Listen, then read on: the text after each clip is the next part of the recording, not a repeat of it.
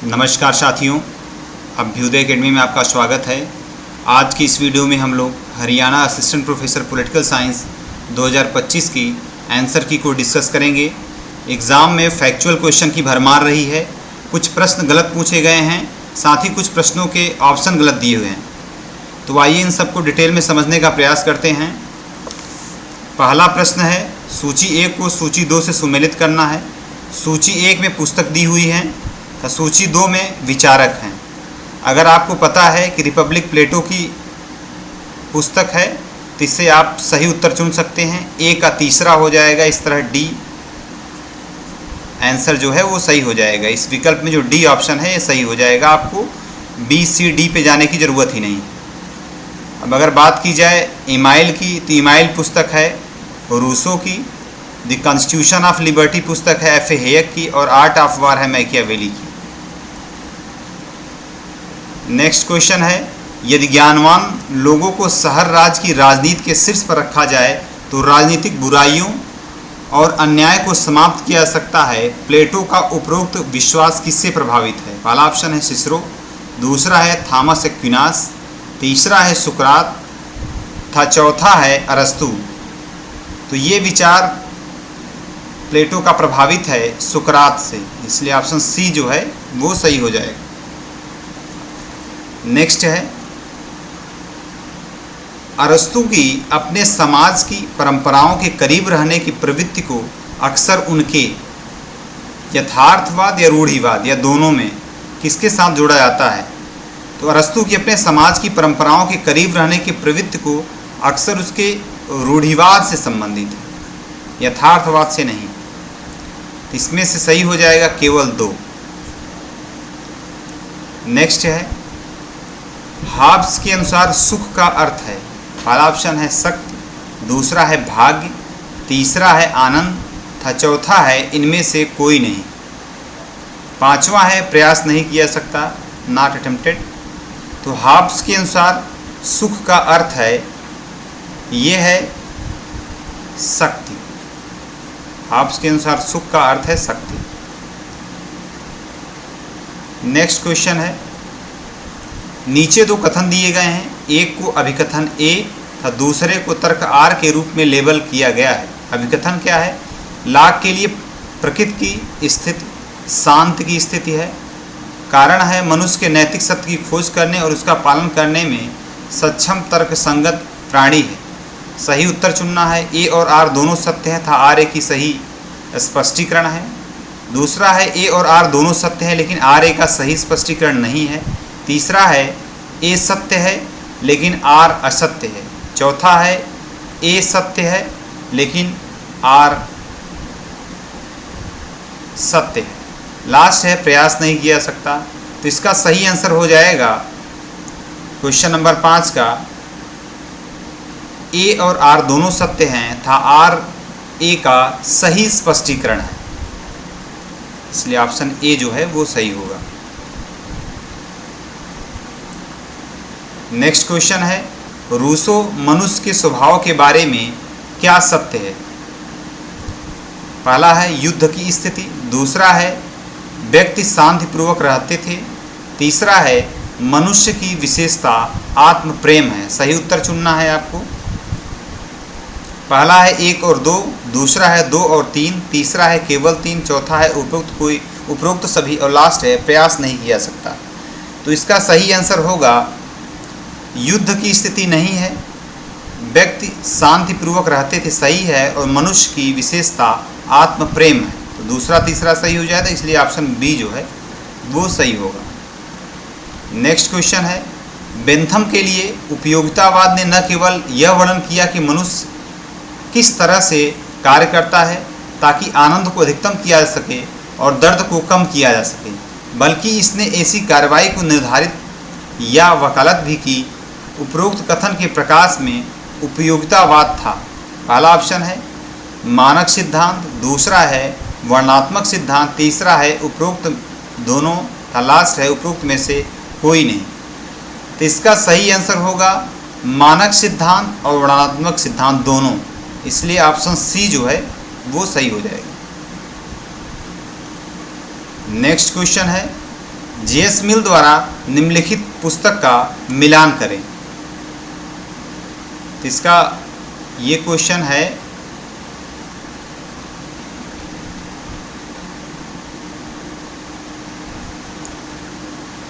पहला है the system of logic, दूसरा है ऑन लिबर्टी, तीसरा है प्रिंसिपल ऑफ पॉलिटिकल इकोनॉमी, था लास्ट है कंसिडरेशन ऑफ रिप्रेजेंटेटिव गवर्नमेंट। तो सिस्टम ऑफ लॉजिक ये पुस्तक आई थी 1843 में, तो ए का चौथा हो जाएगा। ऑन लिबर्टी आई थी 1859 में, ए का चौथा, बी का पहला, ऑप्शन बी जो है वो सही हो रहा है। प्रिंसिपल ऑफ पॉलिटिकल इकोनॉमी ये पुस्तक आई थी 1848 में, था लास्ट है consideration on off representative government, ये पुस्तक आई थी 1861 में, इसलिए बी ऑप्शन जो है वो सही हो जाएगा। नेक्स्ट क्वेश्चन है, हेगेल की व्यक्तिगत स्वतंत्रता की अवधारणा किससे संबंधित है? पहला है अलगाव के रूप में स्वतंत्रता, दूसरा है नैतिकता के रूप में स्वतंत्रता, तीसरा है धार्मिक भक्ति के रूप में स्वतंत्रता, चौथा है अन्य परिस्थितियों में आत्मनिर्णय के रूप में स्वतंत्रता, था लास्ट है प्रयास नहीं किया गया। तो हेगेल के व्यक्तिगत स्वतंत्रता की अवधारणा संबंधित है नैतिकता के रूप में स्वतंत्रता से, इसलिए ऑप्शन बी जो है वो सही हो जाएगा। नेक्स्ट क्वेश्चन है, हन्ना अरेंट द्वारा लिखित निम्नलिखित पुस्तक का मिलान करें। पहला है ओरिजिन ऑफ टोटलिटेरियनिज्म, दूसरा है द ह्यूमन कंडीशन, तीसरा है ऑन रिवोल्यूशन, था लास्ट है on violence. The origin of totalitarianism ये पुस्तक आई थी 1951 में। ह्यूमन कंडीशन ये पुस्तक आई थी 1953 में। ऑन रिवोल्यूशन पुस्तक आई थी 1963 में, था ऑन वायलेंस आई थी 1970 में, इसलिए जो इसमें से ऑप्शन होगा ऑप्शन बी ये सही हो जाएगा।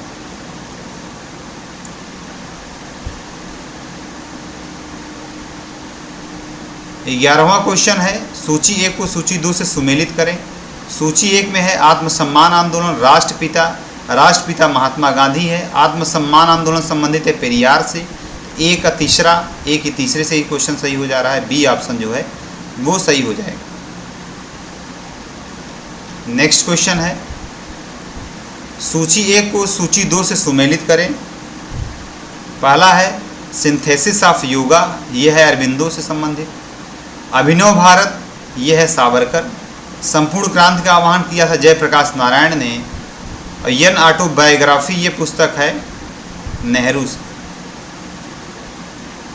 एन ऑटोबायोग्राफी, इसलिए ऑप्शन ए जो है वो सही हो जाएगा। नेक्स्ट है, नीचे 2 कथन दिए गए हैं जिनमें से एक को अभिकथन ए और दूसरे को कारण आर के रूप में लेबल किया गया है। अभिकथन क्या है कि शांति पर वो बलपूर्वक शक्ति या बल के महत्व पर जोर देता है। कारण है संभवतः मौर्य काल के बाद अव्यवस्था की बढ़ती ताकतों के कारण। तो ये काफ़ी विवादित क्वेश्चन है। इसका सही आंसर अब देखिए आयोग क्या मानता है, क्योंकि दोनों कथन एक दूसरे से संबंधित नहीं हैं। अगर इसमें से सबसे बेहतर आंसर की तरफ चला जाए तो ऑप्शन बी जो है वो सही होना चाहिए। ए और आर दोनों सत्य हैं, लेकिन आर ए का सही स्पष्टीकरण नहीं है। नेक्स्ट क्वेश्चन है, बर्नी ने कानूनों को 2 प्रकार से वर्गीकृत किया, जवाबीत और शरीयत। उन्होंने कहा कि जवाबीत शरीयत की भावना के अनुरूप होना चाहिए और दिशा निर्देशों के रूप में इसके निर्माण के लिए कुछ शर्तें गिनाई। पहला है जवाबीत को शरीयत का खंडन नहीं करना चाहिए। दूसरा है इसे सुल्तान के प्रति कुलीनों और आम लोगों में वफादारी और उम्मीद बढ़ानी चाहिए।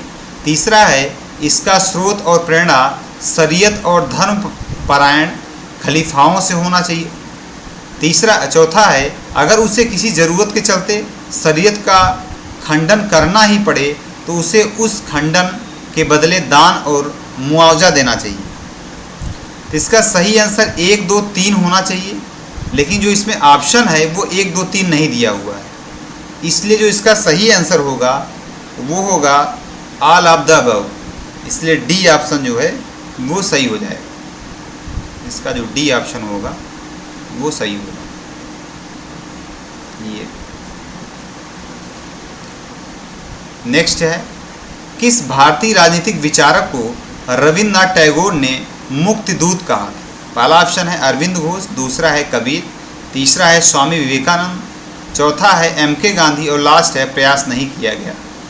तो मुक्तिदूत कहा है रविन्द्रनाथ टैगोर ने कबीर को, इसलिए ऑप्शन बी जो है वो सही हो जाएगा। नेक्स्ट है,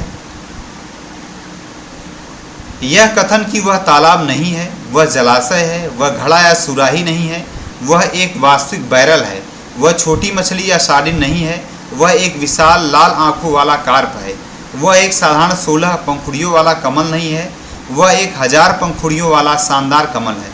निम्नलिखित में से किसके बारे में कहा गया है? तो ये कहा गया है स्वामी विवेकानंद के बारे में, इसलिए ऑप्शन डी जो है वो सही हो जाएगा। नेक्स्ट क्वेश्चन है, निम्नलिखित में से किस राजनीतिक विचारक ने सच्ची स्वतंत्रता की प्राप्ति में 4 चरणों की कल्पना की है? व्यक्तिगत स्तर पर स्वतंत्रता की प्राप्ति, फिर व्यक्ति से समुदाय, समुदाय से ब्रह्मांड और ब्रह्मांड से अनंत तक स्वतंत्रता के प्रगतिशील आंदोलन। पहला ऑप्शन है महात्मा गांधी, दूसरा है रविन्द्रनाथ टैगोर, तीसरा है बाल गंगाधर तिलक था, चौथा है राम मनोहर लोहिया था, लास्ट है प्रयास नहीं किया गया। तो ये संबंधित है, ये कथन संबंधित है रविन्द्रनाथ टैगोर से। नेक्स्ट क्वेश्चन है, गांधी ने हिंदू धर्म को अहिंसक साधनों के माध्यम से सत्य की खोज के रूप में परिभाषित किया है। पहला है हरिजन में, दूसरा है यंग इंडिया, तीसरा है हिंद स्वराज, चौथा है सत्य के साथ मेरे प्रयोग। तो गांधी ने हिंदू धर्म को अहिंसक साधनों के माध्यम से सत्य की खोज के रूप में परिभाषित किया है सत्य के साथ मेरे प्रयोग में। जो महात्मा गांधी की आत्मकथा है मैं सत्य के साथ मेरे प्रयोग, उसमें अहिंसक साधनों के माध्यम से सत्य की खोज को परिभाषित किया गया। नेक्स्ट क्वेश्चन है, जवाहरलाल नेहरू के अनुसार वैज्ञानिक दृष्टिकोण का अर्थ है। पहला है जीवन जीने का तरीका, दूसरा है सोचने की प्रक्रिया, तीसरा है कार्य करने का तरीका था, चौथा है अपने साथियों के साथ जुड़ना। तब इसमें से जो सही ऑप्शन होना चाहिए वो 1, 2, 3 होना चाहिए, लेकिन आयोग ने इसमें से 1, 2, 3 ऑप्शन में नहीं दिया हुआ है, इसलिए इसका सही उत्तर होगा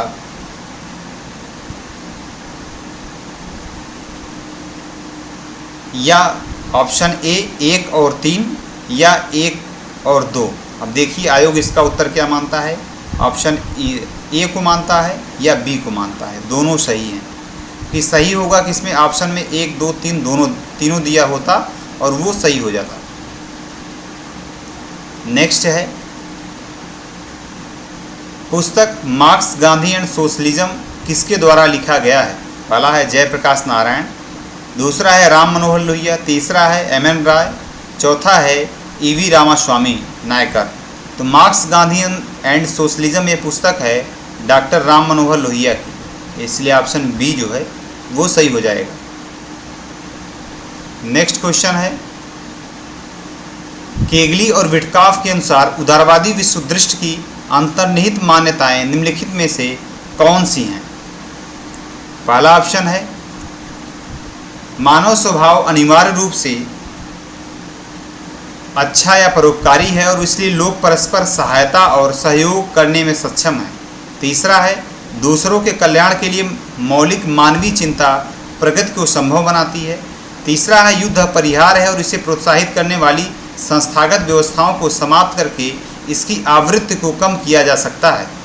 चौथा है युद्ध एक अंतर्राष्ट्रीय समस्या है जिसे नियंत्रित करने के लिए राष्ट्रीय के बजाय सामूहिक, नीचे जो है कट गया हुआ है, ऑप्शन इसमें दिया हुआ है केवल 1, केवल 2, तीसरा है 1, 2, 3, चौथा है 1, 2 और 4। तो केगली और विटकाफ के अनुसार उदारवादी विश्व दृष्टि की अंतर्निहित मान्यताएं जो है वो मानव स्वभाव अनिवार्य रूप से अच्छा या परोपकारी है, इसलिए लोग परस्पर सहायता और सहयोग करने में सक्षम है, सही है। दूसरों के कल्याण के लिए मौलिक मानवीय चिंता प्रगति को संभव बनाती, ये भी सही है। युद्ध अपरिहार्य है, ये कथन गलत है। चौथा है युद्ध एक अंतर्राष्ट्रीय समस्या है जिसे नियंत्रित करने के लिए राष्ट्रीयता के बजाय सामूहिकता, ये जो है वो सही है। इसलिए जो इसमें से सही ऑप्शन होगा वो होगा ऑप्शन डी 1, 2 और 4। ठीक है, आइए चलते हैं दूसरे प्रश्न की तरफ। नेक्स्ट क्वेश्चन है, निम्नलिखित में से किसे अंतर्राष्ट्रीय संबंधों में प्रथम विश्व युद्ध के बाद उदारवाद का मुख्य समर्थक माना जाता है? पहला है अल्फ्रेड जिमर, दूसरा है नॉर्मन एंजल, तीसरा है वुडरो विल्सन और चौथा है थॉमस जेफरसन। तो थॉमस जेफरसन प्रथम विश्व युद्ध के बाद उदारवाद के मुख्य समर्थक नहीं माने जाते हैं। ये अमेरिकी स्वतंत्रता संग्राम के पश्चात उसके संविधान निर्माण में इनकी महत्वपूर्ण भूमिका है, तो काफ़ी पहले के विचारक रहे हैं। सही ऑप्शन होगा 1, 2 और 3, तो सी जो है वो सही हो जाएगा।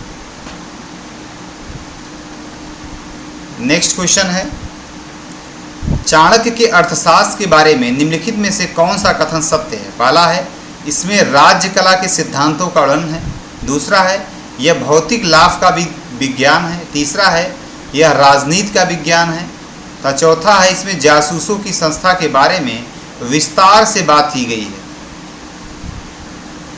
ये सभी चारों ऑप्शन सही हैं, इसलिए सही विकल्प होगा वो ऑप्शन डी, सभी सत्य हैं, ये हो जाएगा। नेक्स्ट क्वेश्चन है, केनेथ वाल्टस के बारे में निम्नलिखित में से कौन से कथन सत्य हैं?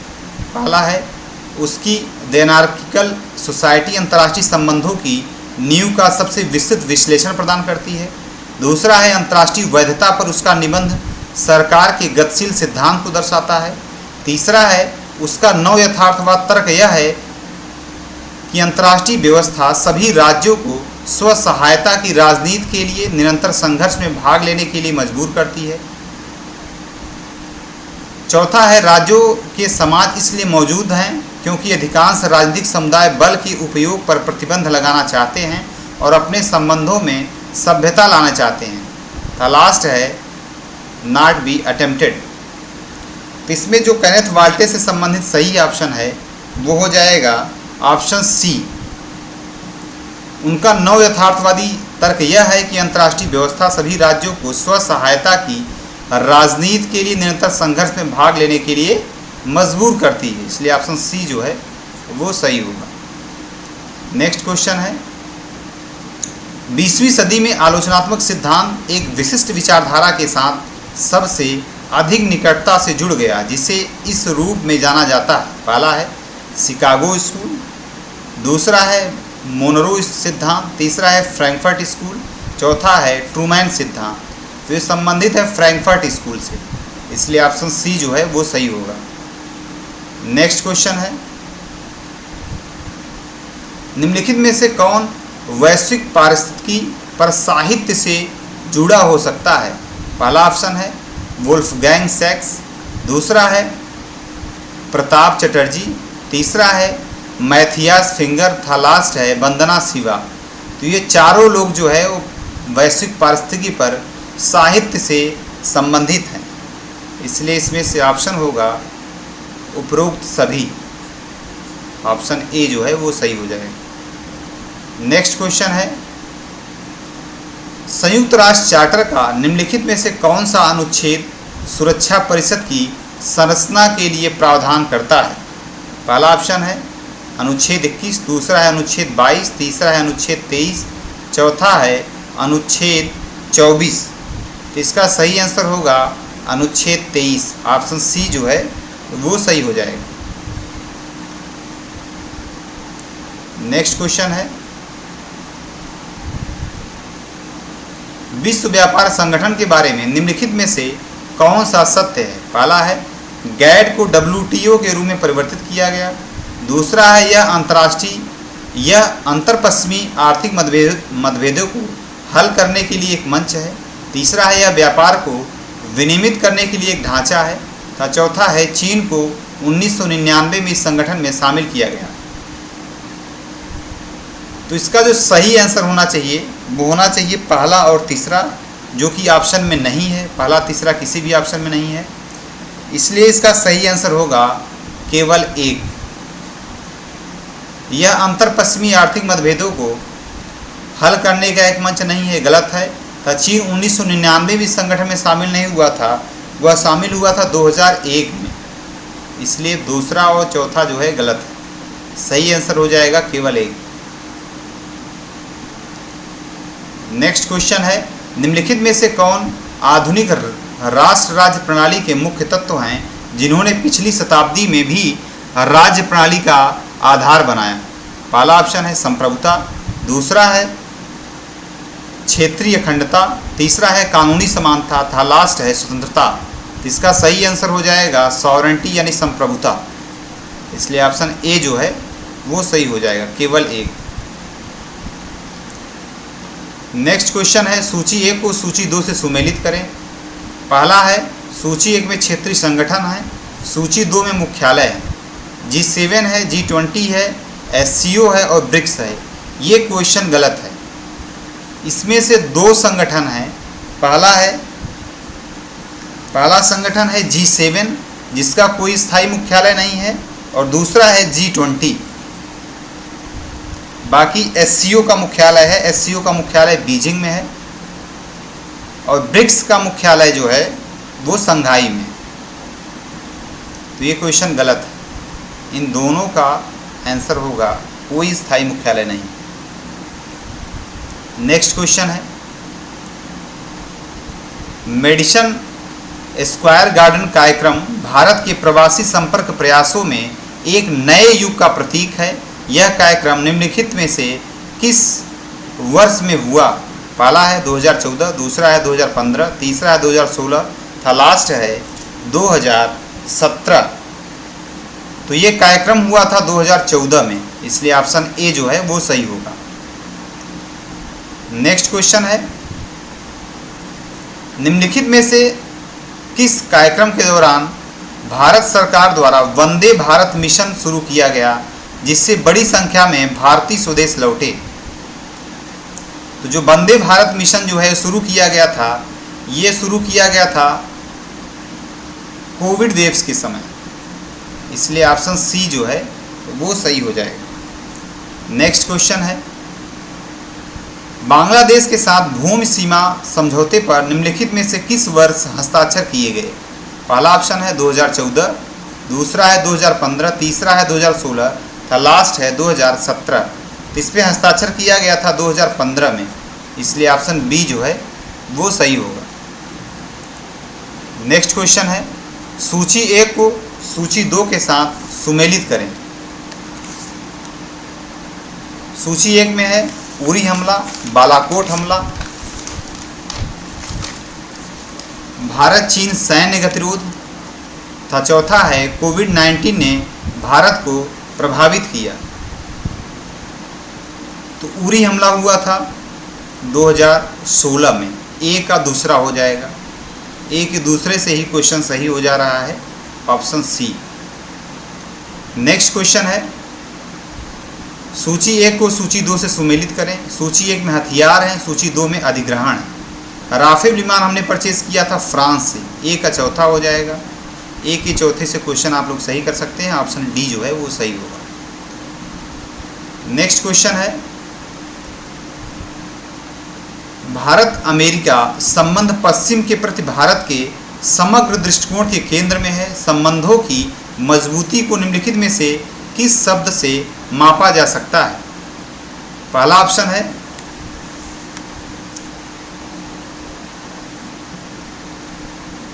G2G यानी सरकार से सरकार, दूसरा है B2B यानी बिजनेस टू बिजनेस, तीसरा है P2B यानी पीपल टू पीपल, और T2T यानी टेक्नोलॉजी टू टेक्नोलॉजी था। लास्ट है उपरोक्त सभी। तो इसका जो सही आंसर हो जाएगा वो होगा option D, all of the above. Bharat America संबंध पश्चिम के प्रति भारत के समग्र दृष्टिकोण के केंद्र में है। संबंधों की मजबूती को निम्नलिखित में शब्द से मापा जा सकता है, वो सभी से मापा जा सकता है। ठीक है, आइए चलते हैं नेक्स्ट क्वेश्चन की तरफ। नेक्स्ट क्वेश्चन है, निम्नलिखित में से कौन सा सत्य है? पहला ऑप्शन है 3 दिसंबर 1971 को पाकिस्तान ने भारतीय वायुसेना को नष्ट करने के लिए अपनी वायु सेना पर हमला किया। दूसरा है संकट के दौरान अमेरिका के 7वें बेड़े को बंगाल की खाड़ी में जाने का आदेश दिया गया। तीसरा है भारतीय सेना और मुक्ति वाहिनी बांग्लादेश प्रतिरोध बल के संयुक्त अभियानों के कारण पाकिस्तानी सेना का पतन हो गया। था लास्ट है 1971 के भारत पाक युद्ध के दौरान अयूब खान पाकिस्तान के राष्ट्रपति थे।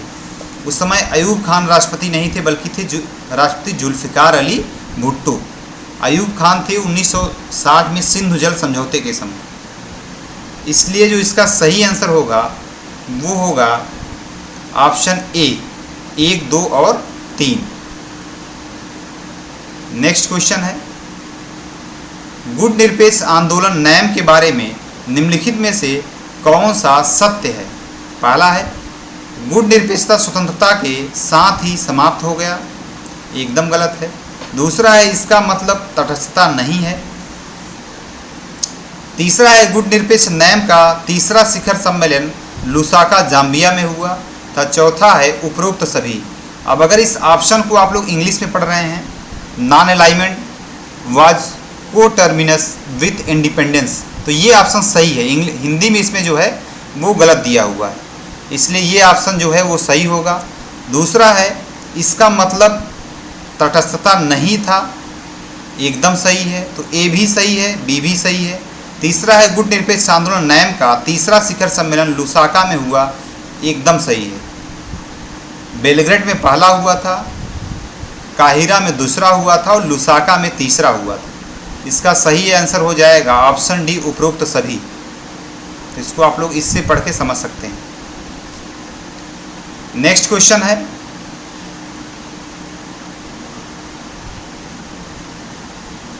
निम्नलिखित में से कौन भारत के परमाणु सिद्धांत का हिस्सा है? पहला है न्यूनतम परमाणु प्रतिरोध, दूसरा है कोई पहला उपयोग नहीं, तीसरा है गैर परमाणु राज्यों के खिलाफ कोई उपयोग नहीं, चौथा है यह केवल चीन की ओर केंद्रित है।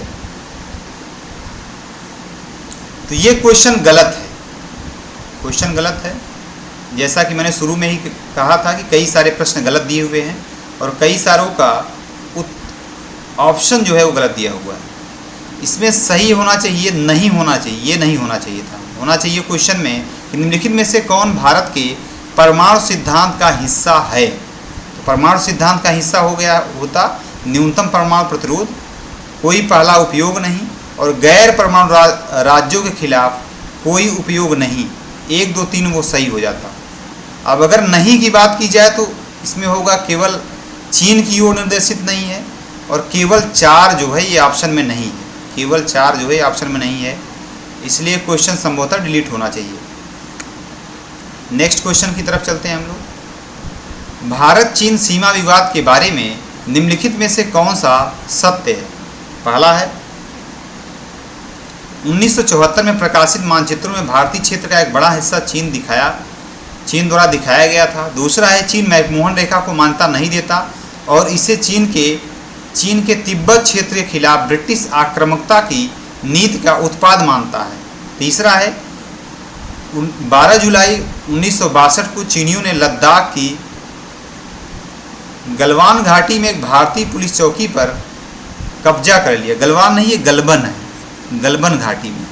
लास्ट ऑप्शन है जनवरी 1962 में चीनियों ने नेफा में लोगियों को पार किया और जून 1962 में लद्दाख के चिपचाप और स्पंगगुर क्षेत्रों पर कब्जा किया।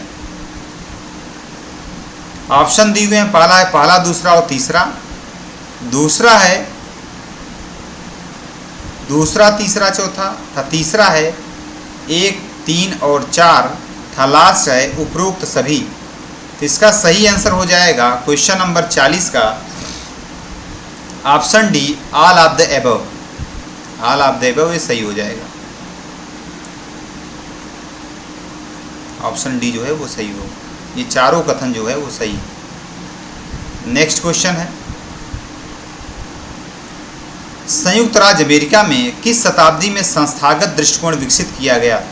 पहला है 18वीं शताब्दी, दूसरा है 20वीं शताब्दी, तीसरा है 19वीं शताब्दी, चौथा है 21वीं शताब्दी।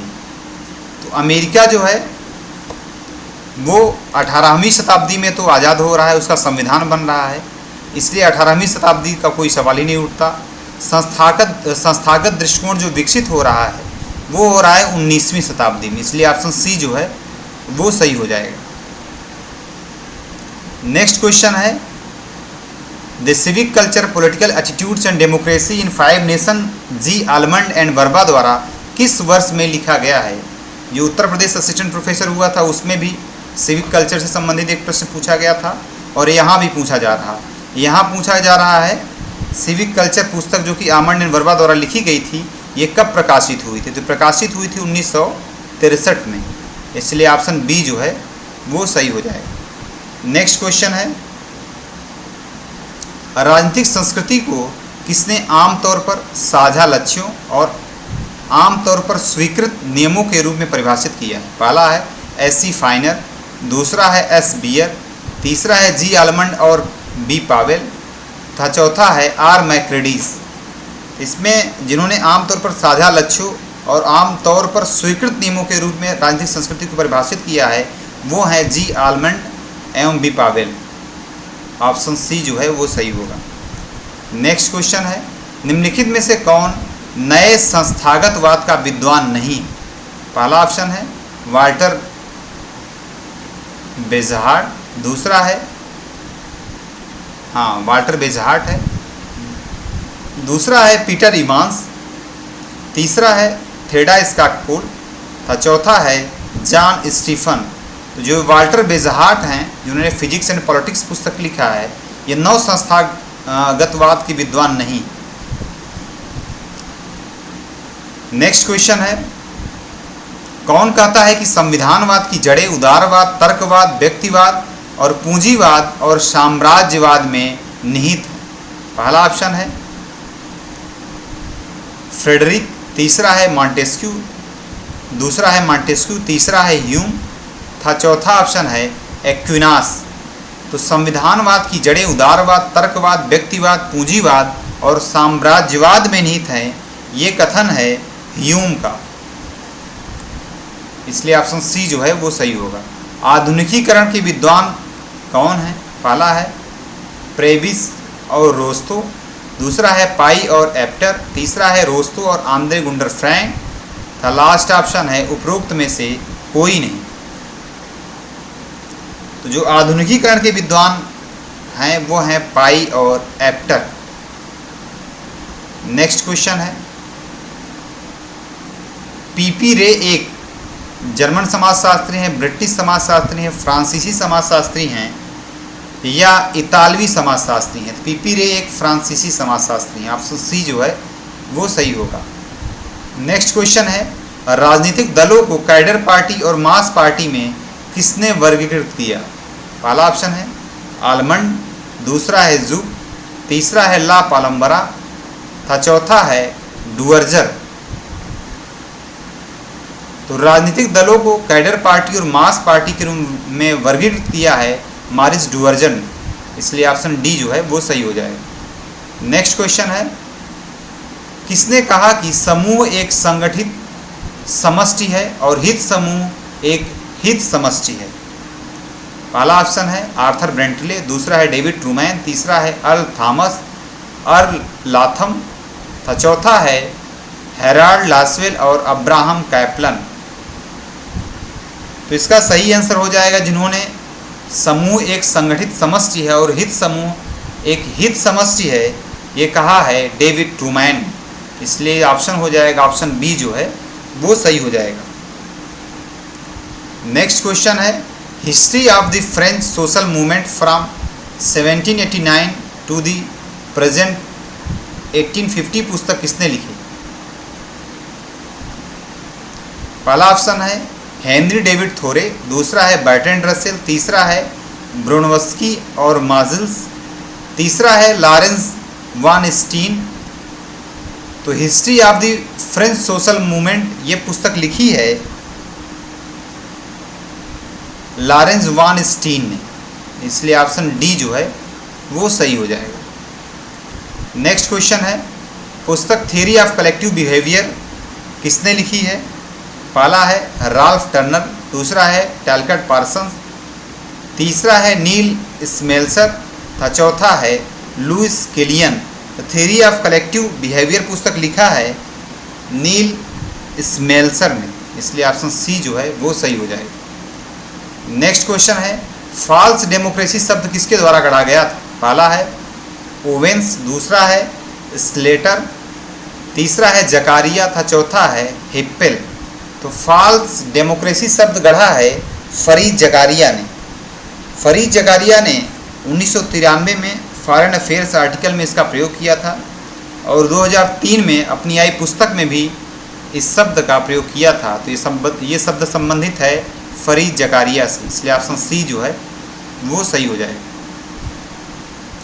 नेक्स्ट क्वेश्चन है, भारतीय संविधान की प्रारूप समिति ने संविधान का मसौदा किस दिन प्रस्तुत किया था?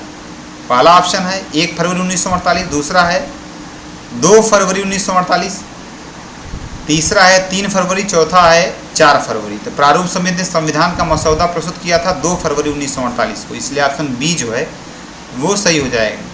नेक्स्ट क्वेश्चन है, 26 जनवरी 1930 को कांग्रेसियों ने किस नदी के तट पर पूर्ण स्वराज की शपथ ली थी? तो ये शपथ ली गई थी रावी नदी के तट पर, इसलिए ऑप्शन सी जो है वो सही हो जाएगा।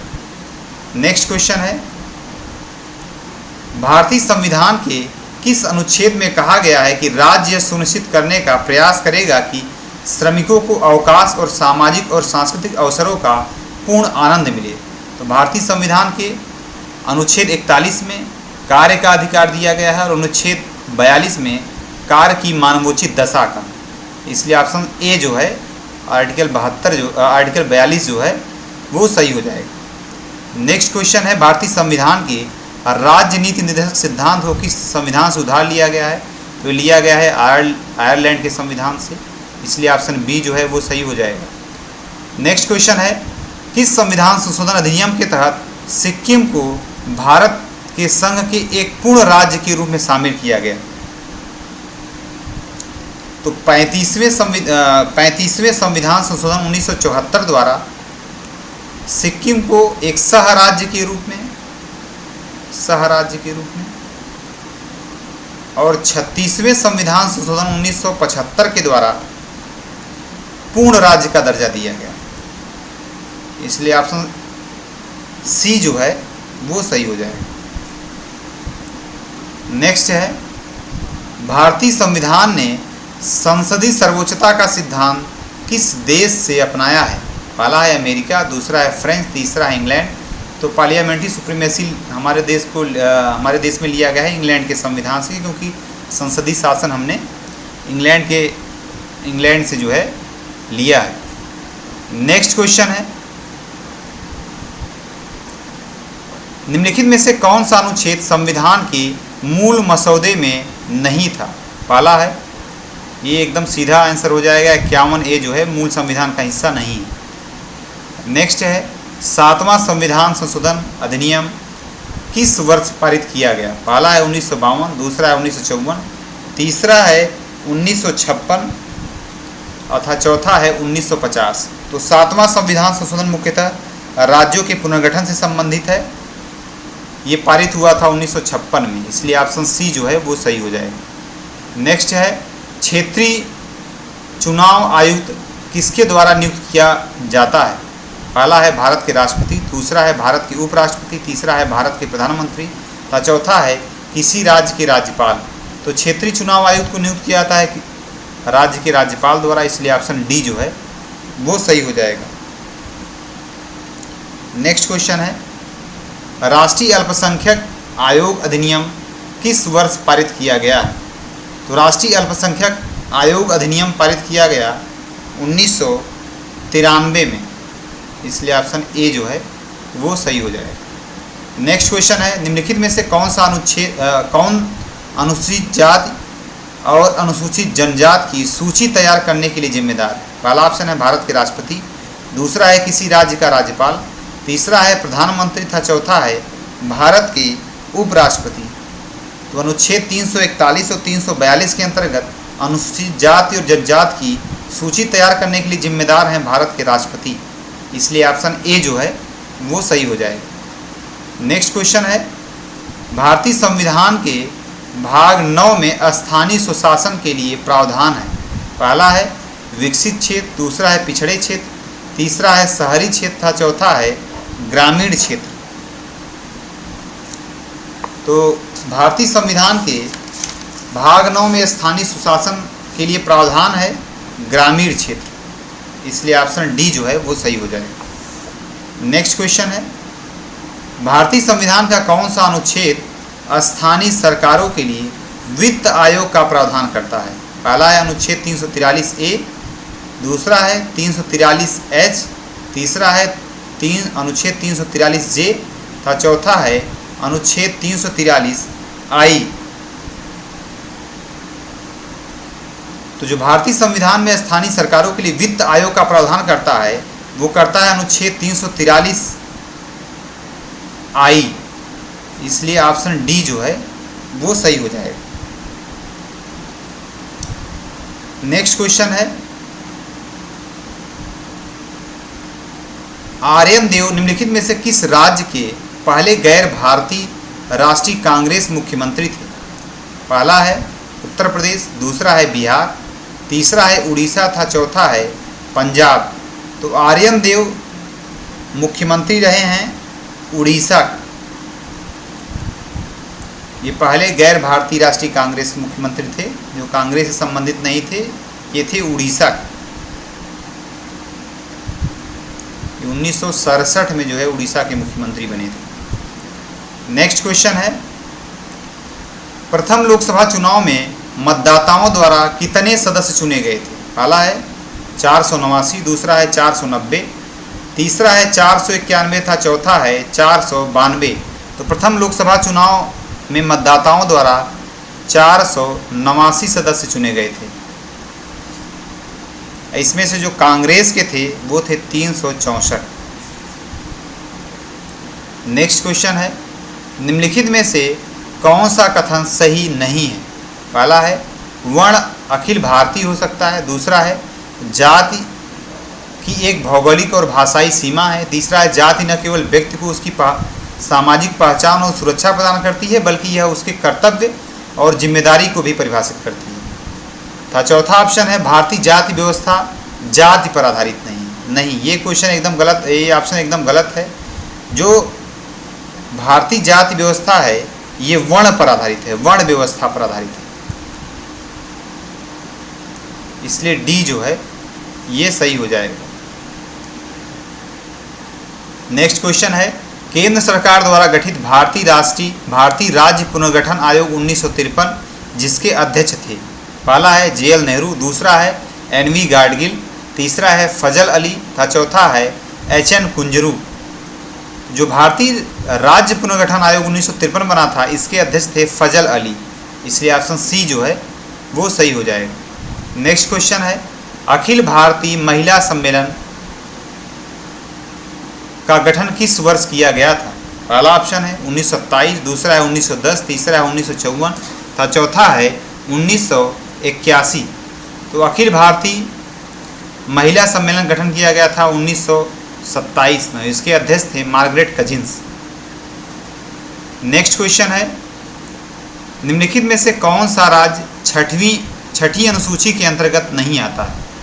पहला है असम, दूसरा है अरुणाचल प्रदेश, तीसरा है मेघालय तथा चौथा है त्रिपुरा। तो असम, मेघालय, त्रिपुरा और मिजोरम ये आते हैं, इसमें से अरुणाचल प्रदेश जो है वो नहीं आता, इसलिए ऑप्शन बी जो है वो सही हो जाएगा। नेक्स्ट क्वेश्चन है, लोक प्रशासन को किसने सार्वजनिक कानूनों के विस्तृत और व्यवस्थित क्रियान्वयन के रूप में परिभाषित किया है? सामान्य कानून का प्रत्येक विशेष अनुप्रयोग प्रशासन का एक कार्य है। पहला है LD वाइट, दूसरा है डिमाक और डिमाक, तीसरा है वुडरो विल्सन, चौथा है पिफनर और प्रेस्थस। तो ये कथन है वुडरो विल्सन को, इसलिए ऑप्शन सी जो है वो सही हो जाएगा। नेक्स्ट क्वेश्चन है, वर्ष 2008 में किस मिन्नो सम्मेलन का आयोजन किया गया था? 1968 में पहला हुआ था, 88 में दूसरा हुआ था, 2008 में तीसरा हुआ था।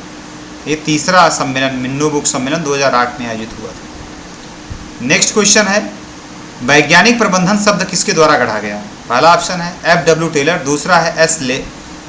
लेविसोन, तीसरा है O. शेल्डन तथा चौथा है L.D. ब्रांडिस। तो वैज्ञानिक प्रबंधन ये साइंटिफिक मैनेजमेंट ये टर्म कॉइन किया गया था L.D. ब्रांडिस द्वारा, इसलिए ऑप्शन डी जो है वो सही हो जाएगा। बाद में इसका व्यापक पैमाने पर प्रयोग किया था टेलर ने। नेक्स्ट क्वेश्चन है, निम्नलिखित में से कौन सा युग्म सही नहीं है? पहला है ऑनवर्ड इंडस्ट्री मूनी एंड रेले, दूसरा है सामान्य एवं औद्योगिक प्रशासन, ये फ्यूल की पुस्तक है, तीसरा है प्रबंधन और नैतिकता रोथलिसबर्गर तथा चौथा है नेतृत्व आदमी और कार्य A.H. मास्लो। ऑनवर्ड इंडस्ट्री ये मूनी रेले की पुस्तक है, सामान्य एवं औद्योगिक प्रशासन ये फ्यूल की है, प्रबंधन और नैतिकता रोथलिसबर्गर की है, जबकि नेतृत्व आदमी और कार्य ये मास्लो की पुस्तक नहीं। जो गलत हो जाएगा वो हो जाएगा ऑप्शन डी। नेतृत्व आदमी और कार्य ये पुस्तक है लियोनार्ड आर सेलेस की। नेक्स्ट क्वेश्चन है, वर्क एंड मोटिवेशन पुस्तक के लेखक कौन है? पहला है अब्राहम मास्लो, दूसरा है डगलस मैकग्रेगर, तीसरा है विक्टर ब्रूम तथा चौथा है क्रिक आर्गरिस। तो वर्क एंड मोटिवेशन ये पुस्तक है अब्राहम मास्लो की, इसलिए ऑप्शन ए जो है वो सही हो जाएगा। नेक्स्ट क्वेश्चन है, सिद्धांत X और सिद्धांत Y निम्नलिखित में से किस विद्वान से संबंधित है? XY सिद्धांत संबंधित है डगलस मैकग्रेगर से, इसलिए ऑप्शन बी जो है वो सही होगा। नेक्स्ट क्वेश्चन है, ASPA इसका पूर्ण रूप क्या है? ASPA का पूर्ण रूप है American society for public administration, ये बी ऑप्शन जो है वो सही हो जाएगा। नेक्स्ट क्वेश्चन है, तुलनात्मक लोक प्रशासन के संस्थापक पिता कौन है? पहला है रिंग्स, दूसरा है वाल्डो, तीसरा है डहर तथा चौथा है फ्रेडरिक। तो तुलनात्मक लोक प्रशासन के संस्थापक पिता हैं F.W. रिक्स, ऑप्शन ए जो है वो सही हो जाएगा। नेक्स्ट क्वेश्चन है, फ्रेड डब्ल्यू रिक्स की पुस्तक प्रिज्मेटिक सोसाइटी रिविजिटेड विश्लेषण करती है।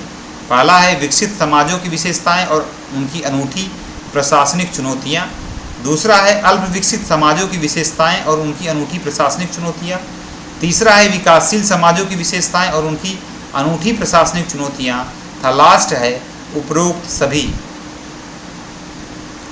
तो प्रिज्मेटिक सोसाइटी रिविजिटेड विश्लेषण करती है विकासशील समाजों की विशेषताएं और उनकी अनूठी प्रशासनिक चुनौतियों का। नेक्स्ट क्वेश्चन है, किस वर्ष में उप सहारा अफ्रीका पर विश्व बैंक के दस्तावेज में पहली बार शासन की अवधारणा पर प्रकाश डाला गया था? 1992 में, इसलिए ऑप्शन ए जो है वो सही हो जाएगा। नेक्स्ट क्वेश्चन है, सामुदायिक विकास कार्यक्रम शुरू किया गया था वर्ष 1950, 52, 56, 51। तो सामुदायिक विकास कार्यक्रम और राष्ट्रीय विस्तार सेवा ये आए थे 1952 में, इसलिए ऑप्शन ए जो है ऑप्शन बी जो है तो वो सही हो जाएगा।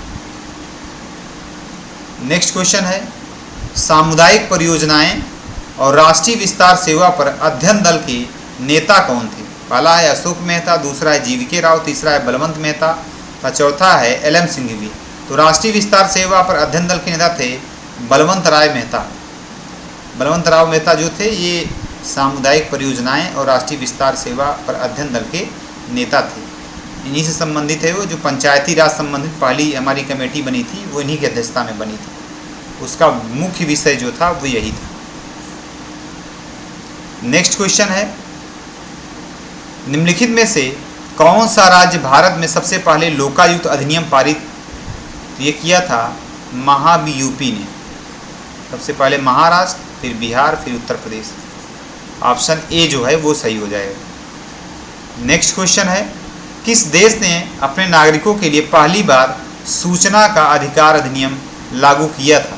पहला है फिनलैंड, दूसरा है डेनमार्क, तीसरा है नॉर्वे था चौथा है स्वीडन। तो सही आंसर हो जाएगा option D Sweden. Next question है, किसके नेतृत्व में मजदूर किसान शक्ति संगठन ने राजस्थान में आरटीआई आंदोलन की शुरुआत की थी? पहला है अन्ना हजारे, दूसरा है निर्मला देश पांडे, तीसरा है अरुणा राय, चौथा है पंकज राय। तो मजदूर किसान शक्ति संगठन ने राजस्थान में आरटीआई आंदोलन किया था अरुणा राय के नेतृत्व में, इसलिए ऑप्शन सी जो है वो सही होगा। नेक्स्ट है, निम्नलिखित में से कौन सा युग्म सही है? पहला है नागरिकों के चार्टर इस पर आधारित हैं।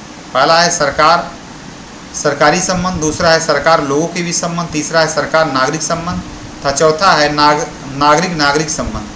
तो नागरिक चार्टर जो है आधारित है सरकार नागरिक संबंध पे, इसलिए ऑप्शन सी जो है वो सही हो जाएगा। नेक्स्ट क्वेश्चन है, ESCAP का अर्थ है? पहला है एशिया प्रशांत के लिए शिक्षा और सामाजिक परिषद, दूसरा है एशिया और प्रशांत के लिए आर्थिक और सामाजिक परिषद, तीसरा है अफ्रीका प्रशांत के लिए शिक्षा और सामाजिक परिषद था, लास्ट है अफ्रीका और प्रशांत के लिए आर्थिक और सामाजिक परिषद। ESCAP का जो पूर्ण रूप है वो है economic and social commission for Asia and the Pacific, इसलिए ऑप्शन बी जो है वो सही होगा। नेक्स्ट क्वेश्चन है, 15 अगस्त 1995 को शुरू किए गए प्राथमिक शिक्षा के लिए पोषण सहायता के लिए राष्ट्रीय कार्यक्रम NSPE में निम्नलिखित प्रावधान किए गए। पहला है माध्याह्न भोजन योजना, दूसरा है निःशुल्क स्वास्थ्य योजना, तीसरा है निःशुल्क पुस्तक योजना, चौथा है निःशुल्क भोजन योजना। तो 15 अगस्त 1995 को शुरू किए गए प्राथमिक शिक्षा के लिए पोषण सहायता के लिए राष्ट्रीय कार्यक्रम में निम्नलिखित में से प्रावधान किया गया माध्याह्न भोजन योजना। सबसे पहले मिड डे मील जो है वो 15 अगस्त 1995 में ही शुरू किया गया। नेक्स्ट क्वेश्चन है, साइलेंट स्प्रिंग पुस्तक किसके द्वारा लिखी गई? ये केंद्र स्तर पर शुरू किया गया था, इसके पहले राज्यों ने लागू कर दिया था। केंद्र स्तर पर 1995 में शुरू हो रहा है mid day meal. Next question है, साइलेंट स्प्रिंग पुस्तक किसके द्वारा लिखी गई थी? तो यह है रचल कार्सन की पुस्तक, ऑप्शन सी जो है वो सही हो जाएगा।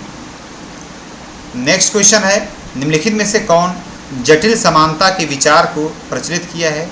तो जटिल समानता संबंधित है माइकल वाल्जार से, इसलिए ऑप्शन बी जो है वो सही हो जाएगा। नेक्स्ट क्वेश्चन है, काल्पनिकता राजनीतिक सिद्धांत की एक शैली है जो आदर्श विकल्प के एक मॉडल का निर्माण करके मौजूदा व्यवस्था की आलोचना विकसित करती है। इस संदर्भ में काल्पनिको यूटोपियन की विशेषता है। पहला है अभाव का उन्मूलन, दूसरा है संघर्ष की अनुपस्थिति तथा तीसरा है हिंसा और उत्पीड़न से बचना। तो इसका सही आंसर हो जाएगा जो काल्पनिकता राजनीतिक सिद्धांत की एक शैली है जो आदर्श विकल्प के मॉडल का निर्माण करके मौजूदा व्यवस्था की आलोचना विकसित करती है।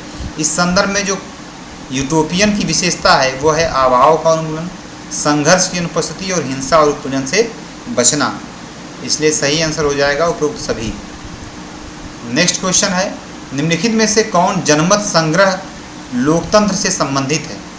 पहला है अधिनायकवादी लोकतंत्र, दूसरा है प्रत्यक्ष लोकतंत्र, तीसरा है यह जनता को राजनीतिक मुद्दों पर सीधे अपने विचार व्यक्त करने की अनुमति देता है, तथा चौथा है राजनीतिक नेता भाषणों के माध्यम से जनता को प्रभावित करते हैं और उनके पूर्वाग्रहों और भावनाओं को आकर्षित करते हैं। अब इसका जो सही आंसर है वो 2, 3, 4 होना चाहिए, लेकिन यह ऑप्शन में नहीं, 2, 3, 4 वो किसी ऑप्शन में नहीं है, इसलिए इसका जो सही आंसर होगा वो होगा 3 और 4, ऑप्शन सी जो है वो सही होना चाहिए। नेक्स्ट क्वेश्चन है, सूची 1 को सूची 2 से मिलाना है जो कि माइकल ओक्सार्ट के प्रमुख कार्य हैं। पहला है रैशनलिज्म इन पॉलिटिक्स, दूसरा है ऑन हिस्ट्री, तीसरा है ह्यूमन कंडीशन तथा चौथा है एक्सपीरियंस एंड इट्स मोड्स। तो रैशनलिज्म इन पॉलिटिक्स ये 1983 में आया था। ऑन हिस्ट्री ये पुस्तक आई है 1993 में ऑन ह्यूमन कंडीशन ये पुस्तक आई 1975 में था। Experience and it's mode I है 1947 में। इसलिए सही आंसर हो जाएगा ऑप्शन ए। नेक्स्ट क्वेश्चन है, निम्नलिखित में से किस विचारक ने इन डिफेंस ऑफ पॉलिटिक्स पुस्तक लिखी? पहला ऑप्शन है रॉबर्ट ओवेन, दूसरा है बर्नार्ड क्रिक, तीसरा है चार्ल्स फूरियर था, चौथा है एंगेल्स। तो इन डिफेंस ऑफ पॉलिटिक्स ये पुस्तक लिखी है बर्नार्ड क्रिक ने। यूजीसी नेट में पूछा गया प्रश्न है, बर्नार्ड क्रिक ने लिखा था in defence of politics. Next question है, समाजवादी राजनीतिक विचारकों के बीच मतभेद के बावजूद हम निम्नलिखित के संदर्भ में सामान्य विशेषता का पता लगाएं।